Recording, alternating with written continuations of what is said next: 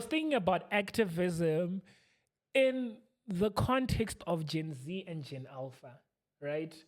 Um, because I think we haven't fully figured out what it looks like in the African context for them in particular. Like we saw what happened in Nepal last year, right?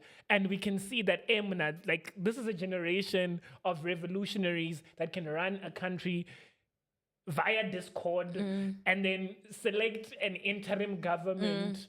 What does that look like in the African context, right? And what kind of things, looking at it from a 2026 standpoint, could spark that kind of like even minuscule revolutions to make us start seeing what that looks like, because they are the generation that's going to be at the forefront of this like upcoming sort of wave of activism, right? Even in them directing their anger as young activists, they need to understand how to do it right.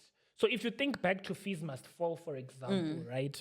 I think Fees Must Fall was so well run because you had, and this is not to say like everyone that was at the forefront of Fees Must Fall was an academic in some standpoint, right? But I feel like we also need to understand our different roles in the sense that like some people are great as like leading from the forefront. Some people are great writers. Some people are great at interpreting what's been said by both sides to the public, you know?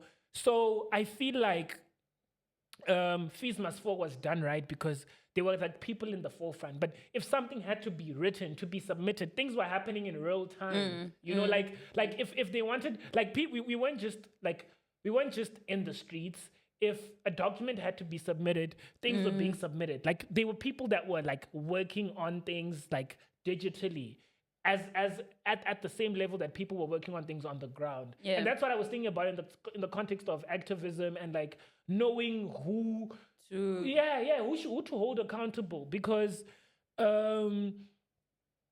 you can waste so much of your energy going at the wrong person or going at the wrong organization, going at the wrong thing, and just doing something that doesn't add to value to what you're trying to ultimately get help on or advance as